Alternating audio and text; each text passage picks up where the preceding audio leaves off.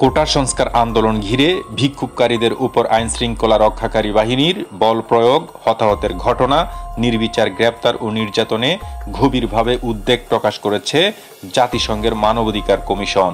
গত 23 জুলাই জাতিসংঘের মানবাধিকার বিষয়ক হাই কমিশনার ফলকার টুর্ক কোটা সংস্কার আন্দোলনের পর অদ্ভুত পরিস্থিতিতে প্রধানমন্ত্রী শেখ হাসিনার কাছে লেখা চিঠিতে এমন মন্তব্য করেছেন। প্রধানমন্ত্রী শেখ হাসিনার কাছে লেখা চিঠির জবাবে সরকারের পক্ষ থেকে পররাষ্ট্র সচিব মাসুদ বিন মোমেন গত 29 জুলাই ফলকার টুর্ককে চিঠি পাঠিয়েছেন। ওই চিঠিতে জাতিসংঘের মানবাধিকার বিষয়ক হাই কমিশনারকে বলা হয়েছে, পরিস্থিতির সুযোগ নেওয়া তৃতীয় পক্ষের সন্ত্রাসী কার্যক্রম এবং শিক্ষার্থীদের আন্দোলনের পার্থক্যের বিষয়ে পরিষ্কার হতে হবে। বর্তমানে ঘটনার বিচারিক ও প্রশাসনিক তদন্ত চলছে। এ সময় জাতিসংঘের মানবাধিকার কমিশন ও এর সংশ্লিষ্টদের বাংলাদেশ নিয়ে চূড়ান্ত মন্তব্য করা থেকে বিরত থাকা উচিত। তা না হলে সেটি আন্তর্জাতিক গণমাধ্যম সহ মানুষের ধারণা অন্যদিকে প্রভাবিত করতে পারে। তদন্তের আগে একপক্ষীয় প্রতিবেদনের উপর ভিত্তি করে কোনো বিবৃতি দেওয়া থেকে বিরত থাকতে অনুরোধ করা হয়েছে জাতিসংঘের মানবাধিকার বিষয়ক হাই কমিশনারকে।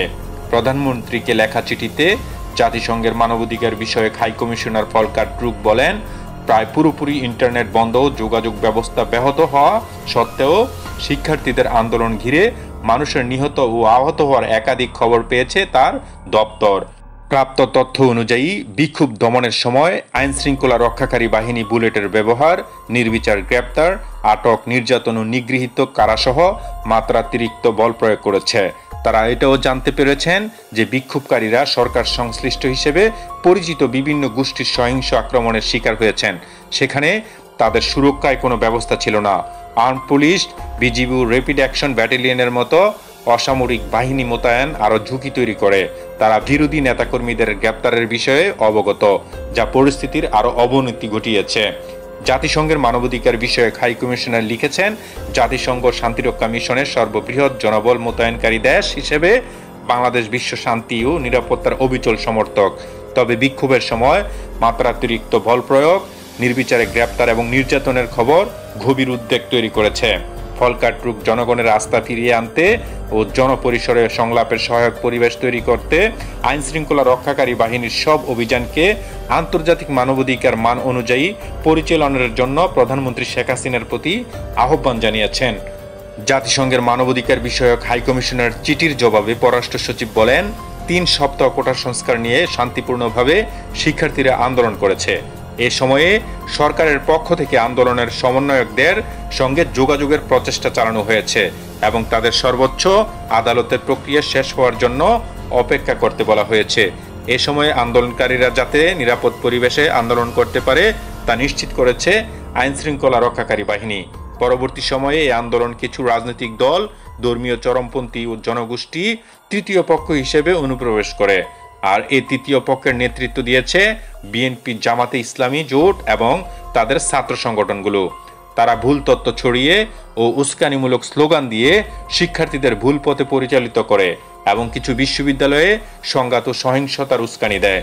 পরিস্থিতি খারাপ হলে শিক্ষার্থীদের আন্দোলনের আড়ালে দুঃখজনকভাবে কিছু মানুষ নিহত হয় এবং কিছু গুরুতর বর্বরতার ঘটনা ঘটে। এই অবস্থায় শিক্ষার্থীদের আন্দোলন তাদের নিয়ন্ত্রণের বাইরে চলে যায়। এ সময় তৃতীয় পক্ষ এই আন্দোলনকে নিজেদের দখলে নিয়ে নেয় এবং সন্ত্রাস ও নৈরাজ্যের রাজত্ব কায়েম করে। চিঠিতে ঘটনার বিস্তারিত ব্যাখ্যা দিয়ে জাতিসংঘ মানবাধিকার হাই কমিশনারকে পররাষ্ট্র সচিব বলেন, পরিস্থিতির সুযোগ নেওয়া তৃতীয় পক্ষের সন্ত্রাসী কার্যক্রম এবং শিক্ষার্থীদের আন্দোলনের পার্থক্যের বিষয়ে পরিষ্কার হতে হবে। বর্তমান ঘটনার বিচারিক ও প্রশাসনিক তদন্ত চলছে।